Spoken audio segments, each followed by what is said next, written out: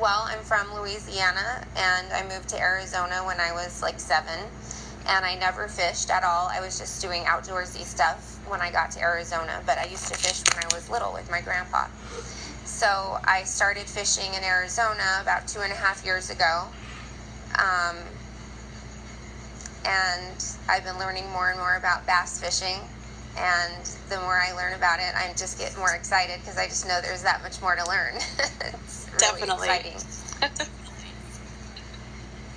So, how about you? I'm basically from California. I was raised in Arizona. Can you hear me? Yeah. Okay. So my dad grew up fishing, saltwater fishing. And then when we moved to Arizona, it was basically just, as a little girl camping. And then I didn't really stick with fishing. I kind of just lost track. And then about 4 years ago, I decided to get into it again just because, I don't know, there wasn't really anything going on in my life. And so I was like, you know what, I'm going to just go out there and see what I can catch. So I borrowed my dad's pole, all his gear. Yeah, it was very brave of me, I guess. But I don't know. I guess I got hooked. So I would just basically have been doing local fishing just because I don't have a kayak or a boat. But, it's just that passion. It drives me. I'm like, okay, where's the closest body of water I can get to? I have my pole in my trunk. I'm ready to go. I know. So that's basically just that. I've only been in it for basically 4 years, so I don't know I'm not a master of everything. Everything is a learning experience for me. So, but I know how to catch fish. So. That is so awesome. No, I understand what you mean. I'm constantly learning about, where I'm fishing normally, I'm learning more and more about it. Even if I catch nothing, I'm learning, Exactly.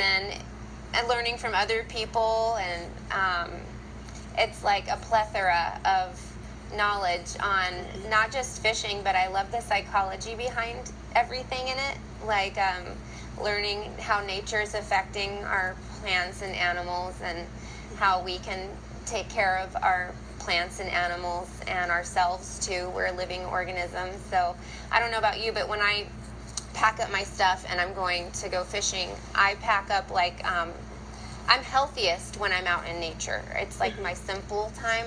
I can be simplistic, and I'm eating right for myself, and like my cells are happy, and I'm like living off of the love of the land. Right. It really does feed me. And so that alone in itself is like a nurturing thing. And so I know what you mean. It's like every time I want to go fishing, my heart just goes, ooh, like so excited. Yeah. Because that's just, I have this saying, it's like fishing or nature in general is where the love is. If you're seeking love and things like that, or even just self-love, it's like where the love is in nature. And it's like the most nurturing, healing place that one can be, and or at least in my opinion. So all of those things with fishing, we really can do a lot, not just out there like catching some fat girls, like really changing things, changing the way our lakes are being cleaned, and just using our voice for other things too. Like, we're some powerful ladies. I mean, just you and me, and then like the group that I watch us, the banter in our group, it's like so supportive, and we all have these talents outside of the love of fishing and passion for fishing. And so it really goes to show like the people that are the salt of the earth type people, and what else they have to share and bring. And there's like this huge connection of just like bam, bam, bam, like all these synapses happening along the way of meeting all you ladies. So that's really exciting. So thank you for inviting me even to the group. Absolutely. I was actually gonna tell them a little bit about it. Is basically, I think you posted something in our local Arizona group, which is basically full of men. And I thought to myself, I won't mention any names, but I thought to myself, wow, look at this chick. Like, she isn't even intimidated about, posting. So I Oh thought that no. was like amazing. So I think I friend requested Oh, you, and then yeah. eventually we picked up on women fishing, and I was like, you know what, she would be perfect. So that's when I reached out to you, and I was like, hey, Well, thank you. we'd love to have you. So I'm glad you're enjoying yourself. I really am. And you know what? That goes to going back to that support system that I kind of mentioned earlier. When I look into our group and I see all of us chatting and giving each other tips and building each other up and stuff, it's like, oh my gosh, this is so different than any other group I've ever been a part of. Because even like, I wouldn't say, there's some females in some other groups, certainly, like a handful. Mm-hmm. But it may be like a girlfriend or a wife or something of a fisherman, a man, So those gentlemen, those men aren't so gentlemanly. Right. And I think that even like we ladies in this group, we're truly like ladylike about things, about like the way we treat each other and support each other. It's really fascinating to me it's awesome. I love it so much. Right. So, yeah, that's cool. Absolutely. Well, I do have a couple questions for you just to, let everybody know your background and what you think and techniques and kind of pick your brain a little bit. Okay. Yeah. What would you like to know? All right. So we got basically who or what inspired you to start fishing? I'm going to say that I revisited fishing because, as I mentioned earlier, I'd like to do outdoorsy stuff already. But basically, I was dating someone and I knew he fished. And one day, after like 4 or 5 months, I was like, I want to go fishing with you. And he's like, really? You would want to come? And I'm like, yeah. And then next thing you know, he invited me to the lake and he was already there. So I finished up my nanny job for the day and I called in for the next day. I got someone to cover me. And I went down to the lake and he said, meet me on the water. And it was like the most romantic thing ever. I was like, like, meet me on the water? Oh my God, this is so exciting. Right? And it was to Patagonia Lake, which I hadn't been there, I don't think, like ever before that. So I used my GPS and went down there. It was an hour away, and he told me what spot to meet him at, and I met him there. It was like a boat access spot, and here I see this boat coming, and it's sunset, and I'm like, oh my God, I'm so in love right now. Knight in shining I was armor. so in love. Yes, like I was so in love with my life. But then I just realized, oh, my family's coming home, so I need to escape. Then I just realized, like, that's what brought me to fishing was thinking it was love. And honestly, that's over with. But it ended up being like he brought me to where the love is. Absolutely. And so it's like, thank you. When those things, it's like, thank you. Right. And that's like, how can I not be so blessed to have that? And so anyway, I know that's going to lead me to the next best thing. And everything is bigger than what our mind can even conceive. And that was just the baby step in what's getting me into fishing. And I love fishing so much that it's That's like, awesome. How would I have ever been brought into this? Because I was hiking, like I said, and doing all these other things that I thought were like the best things for me. Mm-hmm. But no, it wasn't. So it was really cool to learn to honor that at the same time as like going through heartbreak and fishing. And anyway, that's the answer. That's awesome. Well, at least he brought you something. Oh yeah, many things, but that was what I'm most grateful for. Nice. All right. Well, what types of bodies of waters do you fish? And maybe describe like our climate and change and all that good stuff. Well, I have a variety of places I'll fish. It depends on the weather and how much time I have, really, is what it comes down to. But I like to fish at Patagonia because it's like a retreat away from home, and it's only an hour away. And I know the lake well, and I know where the fish are. Even if I'm not catching, my people are, and so I'm learning. Like I said before, if I don't catch, I'm still learning, from the experience. So I like to go to Patagonia, and I feel like the way that the nature changes is very instinctive for me to adjust to with the fishing there. Like, it just makes sense to me that the fish are going to be at this place and the structure is going to behave this way, and it's going to be cold under there, it's going to be hot under there. There's some lakes I'll go to, and there's just like, I cannot catch a fish. I have been skunked at this one lake 4 times. Oh, 4 times in a row, girl. And then this last time I went was my 4th time, and I caught my first bluegill. So I had never caught a bluegill before. So I'm like, okay, well, I didn't get skunked, and That's I caught something. a bluegill, and then my buddy that I was with caught a over 5-pounder when we were going to go home for the day. He's fishing off the shore along the muck. So, excuse me. So I'm learning all the time, and that's kind of what I look for, is like, if I want to go where I'm going to catch something or I'm going to learn something new. That's what inspires me. And if I have time to retreat, then I'll definitely go to Patagonia. That's awesome. Yeah. Well, not awesome for him. Was that his one last cast?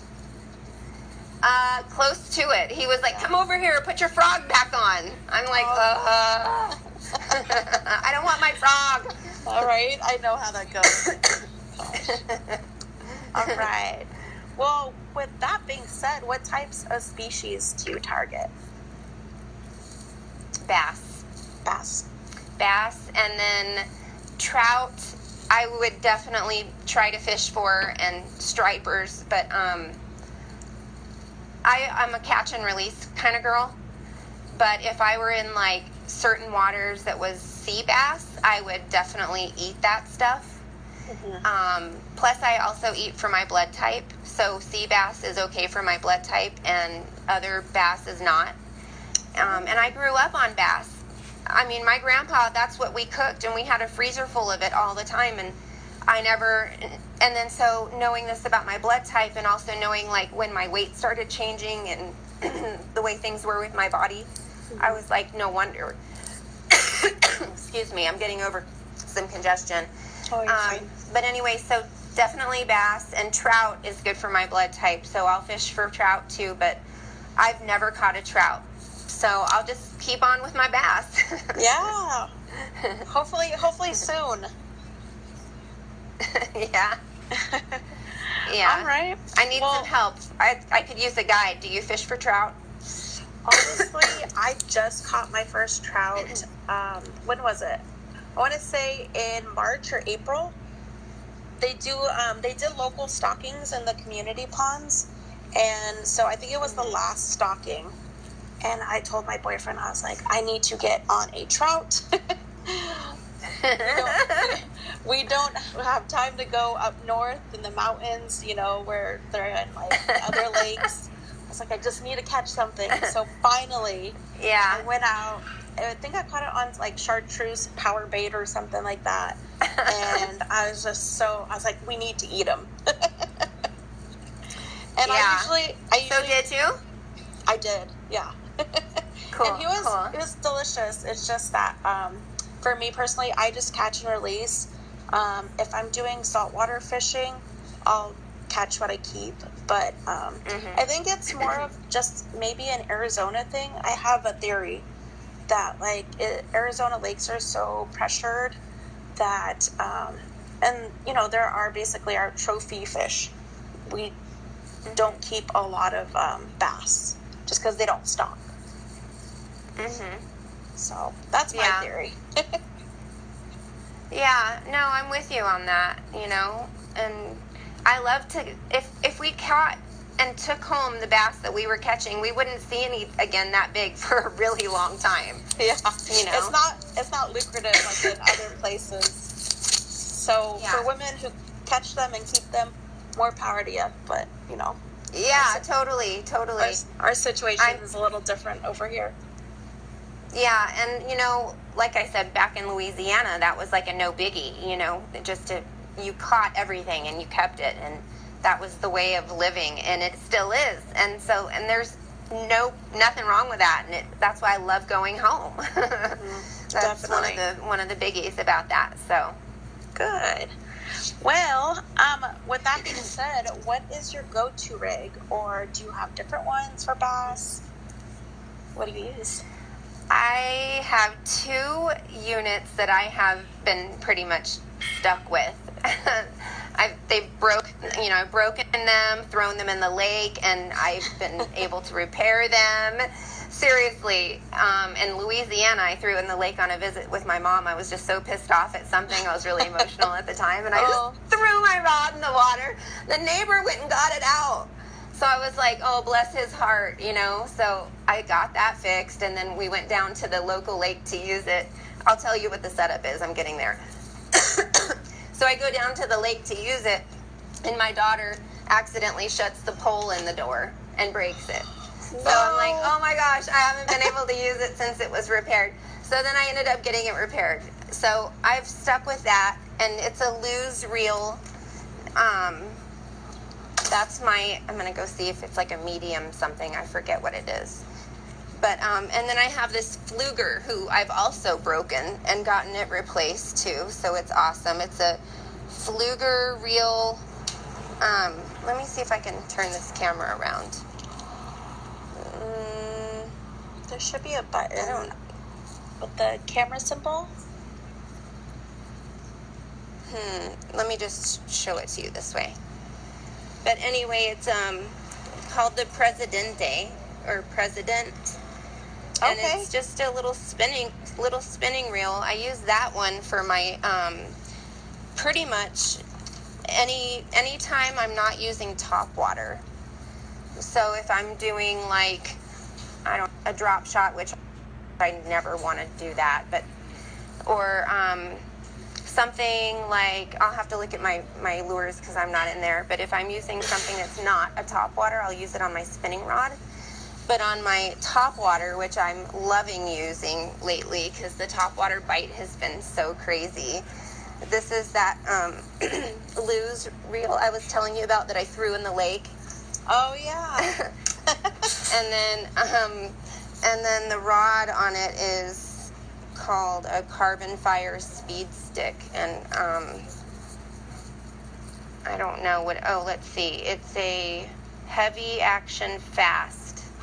Okay. So I don't know, it's like pretty durable, and I use frogs a lot too. So if I'm using a topwater or a fluke, like a hard plastic, I'll put it on that because I know I'm going to get a bigger fish, and I need something that's got like that heavy backbone to help me bring it in. But that Fluger is the bomb. I'm telling you, like, I have one, my friends have one. That is bomb. I've heard of that reel. I was like, I don't know. I haven't pulled the trigger. What pound line do you have? I use, depending on the spinning rod, it's probably between an 8 and a 12. Okay. And my bait caster, I don't know what that is. Probably a 12 or 15. I don't know, like higher than 12, like 20, something like that. It's thick, and it's kind of too thick. But I had one with braid on it, and that braid was too heavy. Oh. And so I'm kind of thinking maybe I'll put a leader on the one that has the really thick line, and that way I'll kind of add another reel to my, I don't know. I've got all this stuff going on. I've got extra reels laying around and rods laying around, and I'm like, I need to put them together and have more in my arsenal and like have everything rigged up because I just got a boat. So now that I have the boat, I want to have all my rods with like, if I'm in the muck, I want this one. If I want feeding frenzy, I want this one. I want, like I want a rod that's set up for every occasion. That's awesome. Did you and I found, go ahead. Did you move to the valley? I did for a short 1 week. Oh no. For a very short period of time. I moved to Scottsdale for 1 week, and then I came back to Tucson to stay with my kids because in the interim, they were staying here, and my car broke down.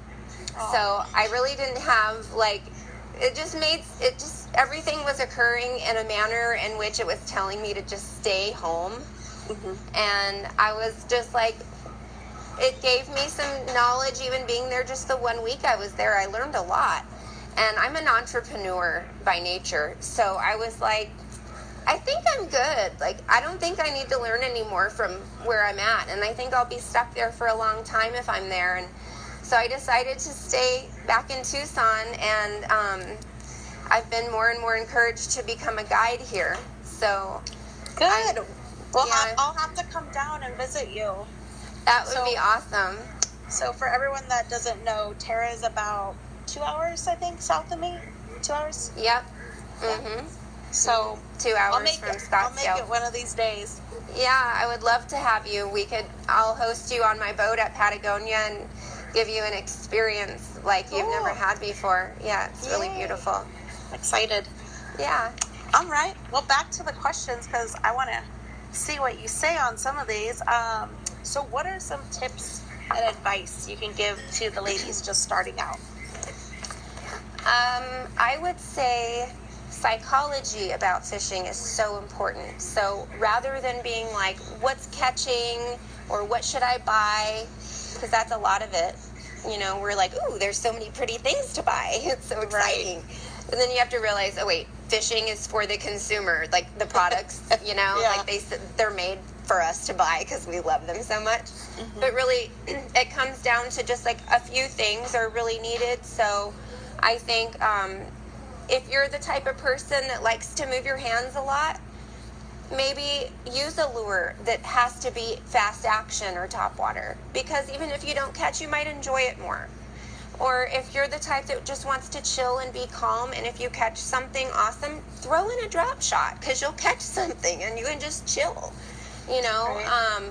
Or like if you don't know if you want to do bait caster versus a spinning rod, because a lot of people are told, oh, bait casters are really hard. You know what? They can be, but that's what my grandpa taught me on when I was like 5. And it's because I had this like sensory maybe intelligence of my fingertips, and it just knew what to do and knew about the weight of what I just knew that stuff. So I would not deter anyone ever from wanting to try that first rather than waiting, because some people say to wait. The people that say to wait maybe just didn't get it for a while. Or maybe they're still struggling, and that's okay too.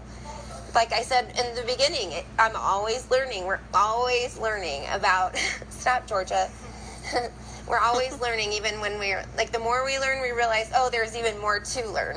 So that's the same thing about equipment and things like that too, I think. That's some great advice, because, like, for me personally, all I've had were spinning reels.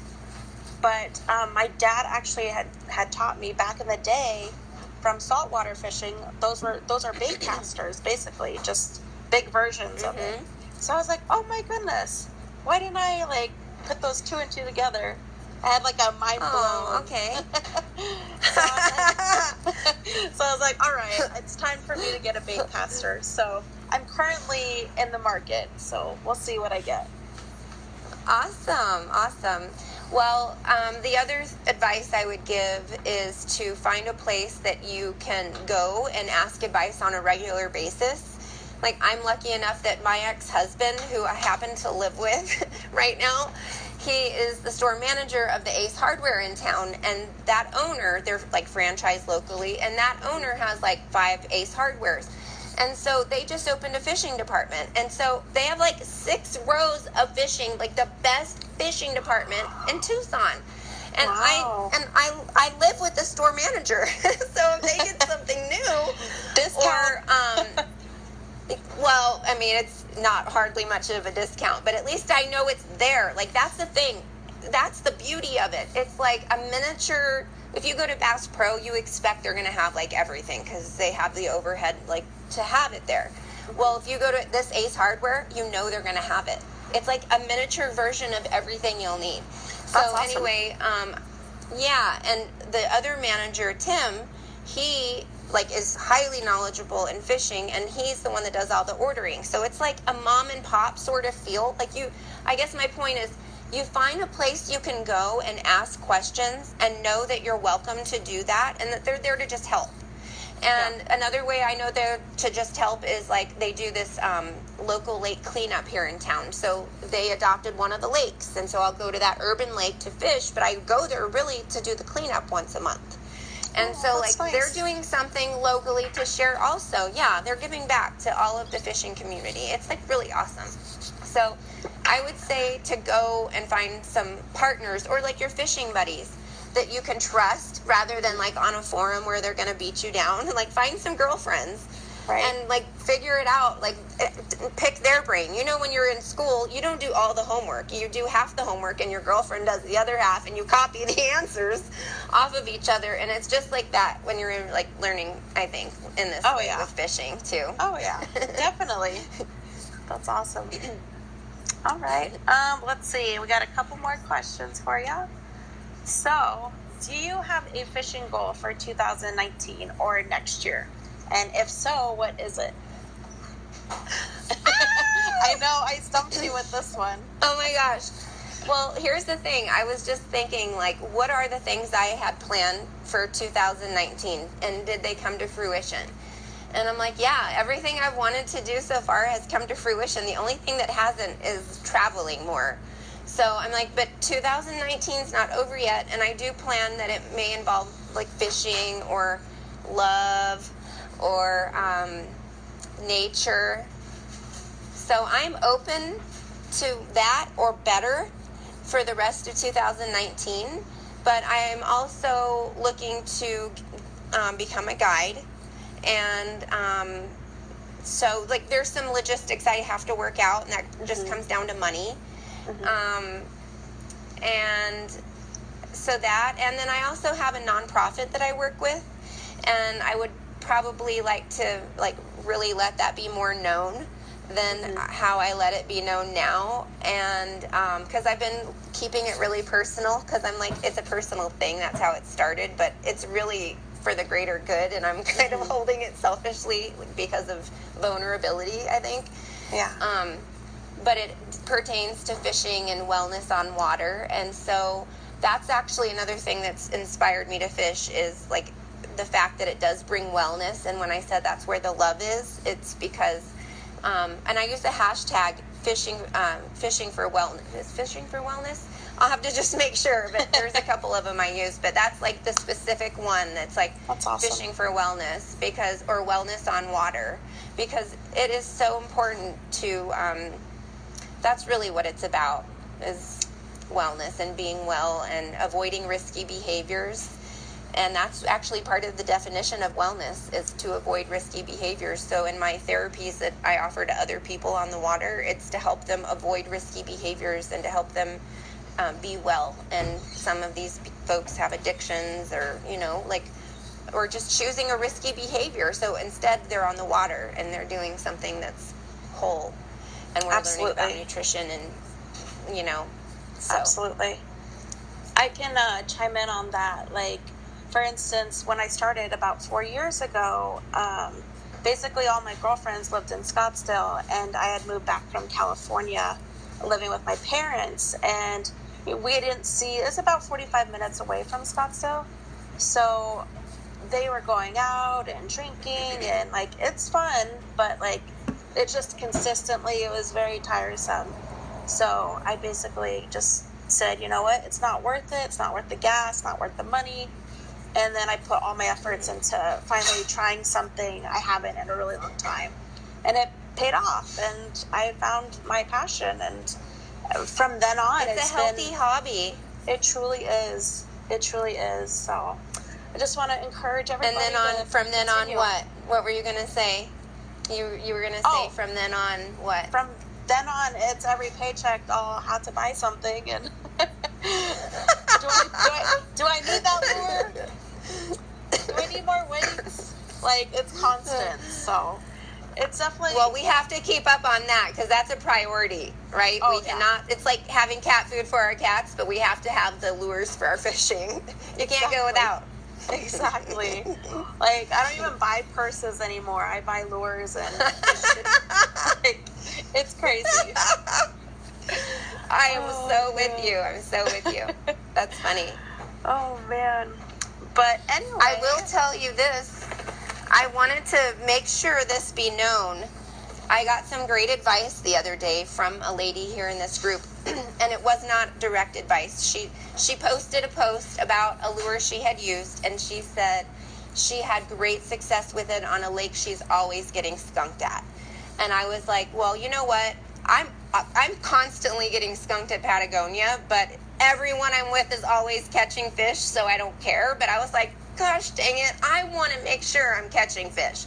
Right. So I went out and I bought what she told me, or what she posted. I went and bought it. I actually called my ex-husband. I called him at work, and I'm like, do you guys have that whopper plopper, the monkey butt? He's like, the monkey butt, what?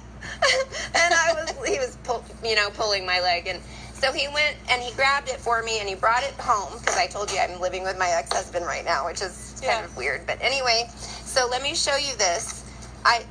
It's missing hooks because there was an accident. Oh, but it's called the monkey. It's called the monkey butt, and it looks like a little shad, like a hard plastic shad. Okay. Okay.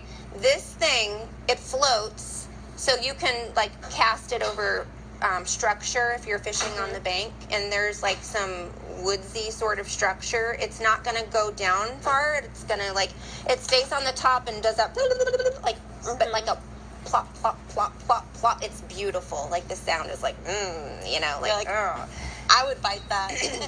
Yeah. And this size, which I think is a 90, is what they call this particular size, and it's beautiful. And so then I was telling my buddy, so thank you. I'm not sure what her name was, but she'll know because she posted that, and I've gone to that lake twice since then, and I've kicked everyone's butt on my boat and then they wanted to use that rod that I told you everyone loves with the whopper plopper on it, and they caught fish on it. But then the second time, my buddy didn't catch anything, so that was exciting that I whipped his butt. But anyway, awesome. so I was telling my other buddy Ben, who lives in Phoenix, but we're associated in the fishing group. He was like, yeah, I use the whopper plopper too, but the one that's in bone.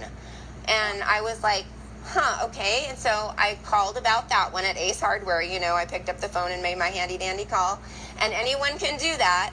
So I called Ace Hardware and I asked them about it. And so Ben said if the water's choppy or if it's wavy or like lots of activity, the bigger one, which this one's a 130 and it's big. And this is what bone is, this like yellow color.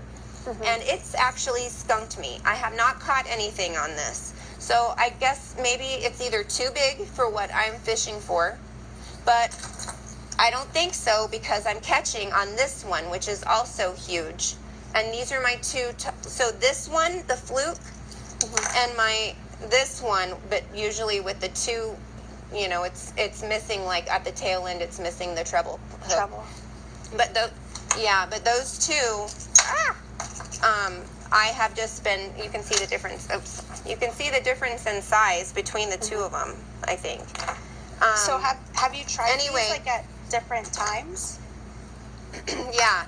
So the whopper plopper I've used at different times, different locations, at the same lake, and caught no problem. Where I'm usually being skunked at that lake. And other people are catching on other type lures at that lake, not this one. So I was like, ooh, that's a good lure, girl. Like, thank you so much for telling me that. That's awesome. So anyway, yeah. And then this fluke, this silver one, I've caught on several times. And the last time, I brought the other one in. The last time I used it, I broke it. So I had to buy a new one. And where's that broken one? Dang it. I have this broken one because I went to set the hook too fast, and it came back at the boat and broke in half at the boat. But it was catching really well, so I went and bought another one. So nice. I would recommend definitely that monkey butt and that fluke. Okay, good to know. What's happening at the lakes where you're going to? They're like the local ponds. Yeah, urban ponds. Yeah, so for the most part, they're... Oh, where'd you go? Oh, I'm here. sorry, my phone dropped. I'm here. Did I just see it between your legs? Oh, no, between the couch. Sorry, it might be a little dirty. I'm just kidding. So basically, let's see what I got here. Just my little tiny Plano box. Honestly, I do these swimmer shads. As you can see, I was out yesterday, and I don't know if you could see. Yeah. A Is that the Kitech ones? It's the, I think there's a Bass Pro Speed Shads. Okay. So basically, the tail, a turtle got to it. I'm pretty sure I was going to say. Because it was like clean cut. I was like, oh. And then he poked his head out. So then does it have that little like flappy tail usually at the end? Yes, usually. Let me see if I could find one. I put this on a spinner bait. Oh, yes. I love that. Yes. So right now, there's a ton of shad and a ton of minnows in all the local lakes. So basically, I've just been kind of going deep because it's been a little hot and humid. So yeah, it's kind of interesting because, I don't know, I feel like our bass are like, what the heck? What is going on with this weather? Well, we're wondering what the heck is up with the weather. I'm sure the bass are wondering too. And I feel the same way, especially when I'm in a body of water that is deep like that, that's not getting a lot of activity, like stirred up by boats per se or whatever, that they're like really deep in there because they're just not wanting to come up right now. Right. So, yeah, I use those kinds of baits. Spinner baits right now are pretty big. Basically drop shots too. If I'm feeling lazy, I'll just drop shot it. Sometimes I'll switch it up to carp or catfish, where I put hot dogs from like that have been soaking in Kool-Aid. Okay. Last night I just made boilies. I'll have to put a post up on how I made those. But we went out last night when it was like all storming. We got hit with a little bit of a monsoon season, but it was storming. There was lightning everywhere, so the carp boilies worked for both cat and carp. Oh, so it's pretty exciting. Okay. We caught 2 carp and I believe 2 cats that night, or last night, I should say. So yeah, it just depends on what I'm in the mood for. If I'm relaxed, I'll just drop shot it. If I'm actually trying to learn and work on my techniques, I'll go for bass. You know what my favorite drop shot is using Morning Dawn Wacky. Do you know what Morning Dawn is? The hot pink? Yes, the roboworm. Yep. And and I'll use a big fat hook, like bigger than what I think I would even want to use, but I always catch them better when I use that big fat hook. It's like a 4/aught hook, I think. But anyway, yeah. No, that sounds fun. Yeah, I love the Morning Dawn, the roboworm.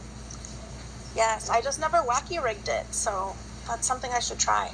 Yeah, definitely. I think the fish look at it like, what the hell? Get out of here, and they like, that's more of when the reactions I think we get. That was the other thing about the psychology of fishing I wanted to mention is that like, a lot of these people are just finessing their stuff and the fish are like, thanks, like whatever, you're here all the time because you live here.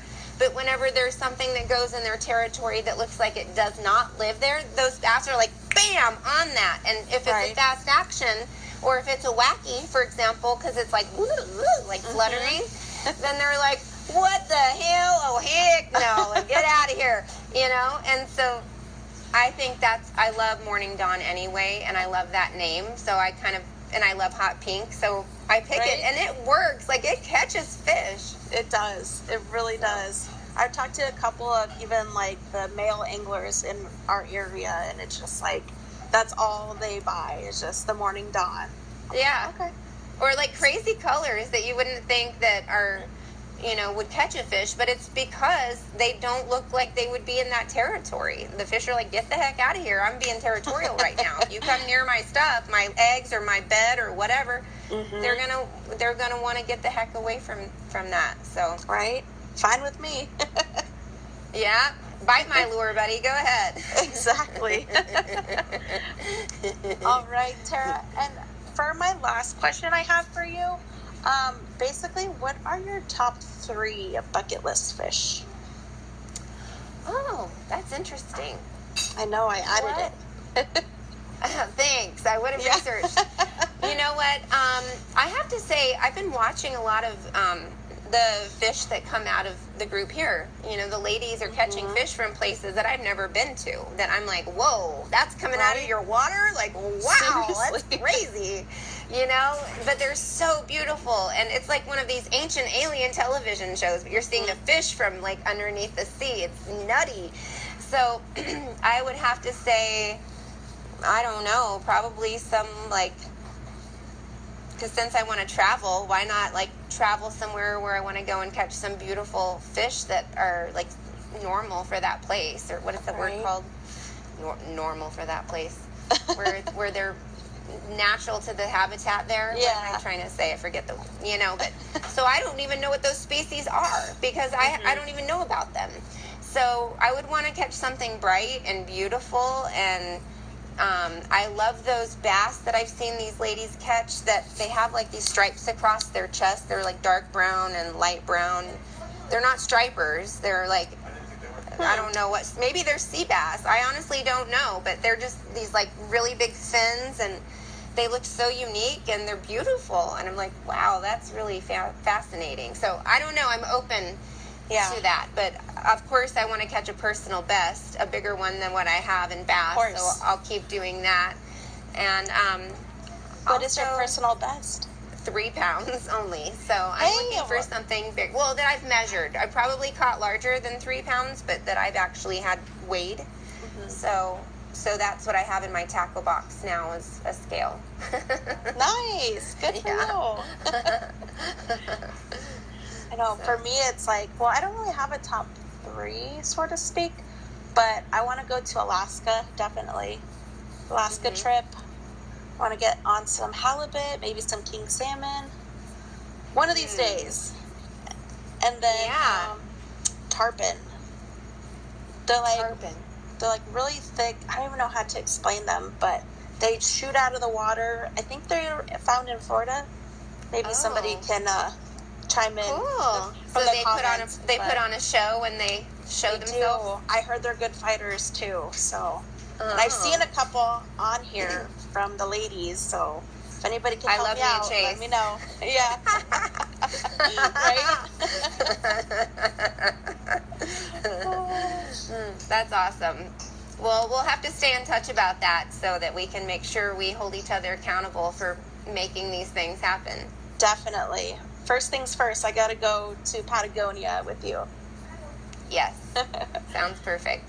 All right. Well, thank you so much for being on here with me and just letting the group of ladies know who you are, what you're about, your tips and techniques and whatnot. It's really nice chatting with you. Thanks. It was nice to talk with you too. All right. Well, I'll definitely see you around, and don't forget the W. Bye. Bye. Bye.